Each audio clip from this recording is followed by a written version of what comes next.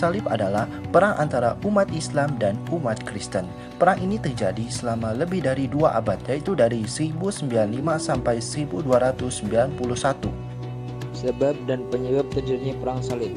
Perawalan umat Nasrani karena kebencian mereka terhadap umat Islam. Kebencian umat Islam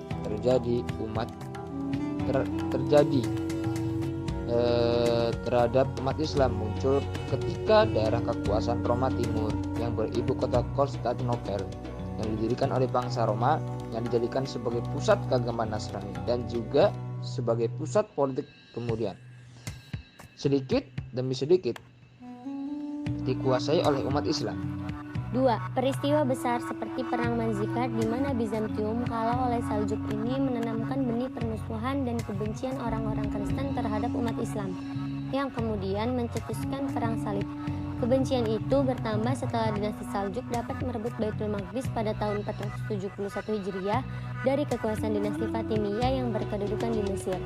Penguasa Saljuk menetapkan beberapa peraturan bagi umat Kristen yang ingin berziarah ke sana. Peraturan itu dirasakan sangat menyulitkan mereka untuk memperoleh keleluasan berziarah ke tanah suci Kristen. 3. Faktor ekonomi. Adanya keinginan bangsa Barat menguasai tata niaga di kawasan Laut Tengah sekaligus menjadikan kawasan tersebut sebagai sentral perdagangan Barat di Timur. Kawasan ini memang sangat strategis sebagai pintu pengembangan perdagangan ke arah timur melalui Laut Merah. Faktor ekonomi pula yang memotivasi masyarakat Eropa kelas bawah karena mereka seringkali mendapat tekanan dibebani berbagai pajak serta sejumlah kewajiban lainnya dari kerajaan dan gereja. Perang Salib. Philip Kahiti menyederhanakan periodisasi Perang Salib dalam 3 periode. Yang pertama itu periode pertama 1095 sampai dengan 1144. Paus Urbanus II mengajak seluruh jemaat Kristiani Eropa agar menaklukkan perang suci terhadap umat Islam. Ajakan itu disampaikannya dalam Kongres Akbar di Clermont, Prancis yang dihadiri oleh orang-orang Eropa Barat dan 255 orang pendeta besar dengan provokatif yang mengajak seluruh kaum Nasrani bersatu dalam gerakan suci tersebut. Seruan yang penuh semangat dan provokatif tersebut tentu saja mampu mempengaruhi semua yang hadir hingga menghasilkan kebulatan tekad untuk mempersiapkan segala perlengkapan, perbekalan dan persenjataan. Di samping itu semangat perang salib tersebut semakin berkobar disebabkan khotbah-khotbah rahib Peter the Hermit. Pada tanggal 18 Juni 1097 mereka berhasil menaklukkan Nisea. Pada tahun 1098 mereka berhasil menguasai Raha Edessa. Disinilah mereka mendirikan kerajaan Latin satu dan rajanya adalah Baldwin. Dari berbagai realitas yang dikemukakan atas, maka dapat dipahami bahwa tentara salib memperoleh kemenangan serta mereka dapat merealisasikan tujuan utamanya, yaitu menguasai dan merebut Baitul Maqdis dari tangan kaum muslimin. Periode kedua 1144 sampai dengan 1190. Periode ini dikenal dengan periode reaksi umat Islam setelah beberapa tahun kekuatan umat Islam luntur. Setelah menderita kekalahan melawan kekuatan salib yang dapat menguasai wilayah Syria dan Palestina, umat Islam mengadakan perlawanan yang berarti terhadap pasukan salib. Baru muncul dari kota Mosul yang dipimpin oleh Atta Bukiman al-Din Zangki.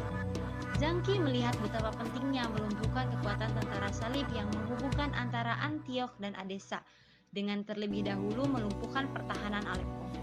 Setelah kota ini dikuasai dari tentara salib tahun 1144 Masehi, akan tetapi dalam pengepungan tersebut ia mati terbunuh karena dikhianati oleh budaknya. Pada tahun 1146, perjuangannya dilanjutkan anaknya, Nuruddin Zangki. Nuruddin berhasil merebut kembali Antiochia pada tahun 1149 Masehi. Pada tahun 1174, Nuruddin Zangki wafat dan digantikan oleh Salahuddin al-Ayyubi yang berhasil mendirikan dinasti Ayyubiyah di Mesir pada tahun 1175 Masehi. Salahuddin Al-Ayyubiyah mempunyai kekuatan luar biasa yang dimiliki organisasi serta kepemimpinan yang handal dalam mengatur strategi peperangan sehingga berhasil merebut kembali Yerusalem pada tahun 1187 Masehi. 3. Periode ketiga pada tahun 1192 sampai 1291. Pada periode ini, tentara salib lebih mengarahkan perhatiannya ke Mesir. Hal ini didasarkan pertimbangan bahwa jika Mesir dikuasai, maka mereka akan memperoleh keuntungan dalam perdagangan, karena di sana sangat strategis. Pada tahun 1219 Masehi, mereka berhasil menduduki Dimyat sebagai pintu gerbang strategis untuk memasuki Mesir. Reaksi umat muslim pada perang salib. Periode perang salib umat Islam pada saat itu terjadi disintegrasi, yang dimana terpecahnya beberapa kerajaan kecil dari dinasti Abbasiyah seperti Kesultanan Mamluk yang menjadi pengganti Abbayyah yang sedang terpuruk akibat dampak terjadinya perang salib. 1. Ilmu pengetahuan, filsafat, dan sastra. Orang-orang Eropa pada saat itu banyak menerjemahkan karya-karya berbahasa Arab di bidang astronomi, geografi, geometri, dan kedokteran.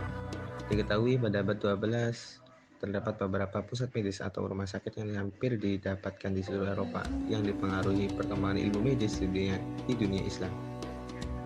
Di bidang sastra, pengaruh kebudayaan Arab diperkembangkan sastra sangat terasa. Misalnya kisah legenda Gerajang Suci yang elemen kisahnya berasal dari Suriah.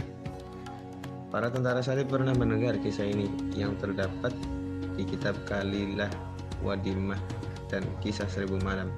Kemudian mereka membawanya ke daratan Eropa. Dan yang kedua, bidang militer. Di bidang militer, pengaruh timur sangat terasa di barat, seperti penggunaan katapul, pemakaian baju zirah, kondangan kasatria dan kuda, pengguna kapas di bawah baju perang. Semuanya berasal dari perang salib. 3. Bidang arsitektur. Para pasukan salib mengadopsi pengetahuan tentang bangunan militer dari Italia dan Normandia yang sebagian dikembangkan oleh orang-orang Arab, sebagaimana yang bisa dilihat dari benteng Kairo. Di Yerusalem ada beberapa bagian makam suci Solomon Staples dekat dengan Masjid Al-Aqsa, dan beberapa ruang kubah merupakan hasil mereka. 4. Pertanian dan industri. Para tentara salib berhasil mendapatkan pengetahuan tentang beberapa tanaman baru di kawasan Mediterania Barat, seperti biji-bijian, padi-padian, semangka, dan juga jeruk. 5. Pencampuran ras. Adanya asimilasi orang Franka dengan penduduk asli Suriah dan Yerusalem sulit diperkirakan. Melihat populasi sekarang di kota seperti Ihdin di Lebanon Utara, Bethlehem, dan Arishi, dapat dilihat banyak pemandangan laki-laki dan perempuan yang bermata biru dan berambut lurus merupakan pemandangan umum. Beberapa keluarga tertentu, sebagian besar Lebanon Kristen seperti Bani Karam, Farjia, dan Salibi, tahu keturunan tentara salib, memelihara tradisi leluhurnya seperti menyandang nama Sawaja yang dikatakan berasal dari kaca Sabi, dan nama Duwaihi berasal dari kata Baldwin.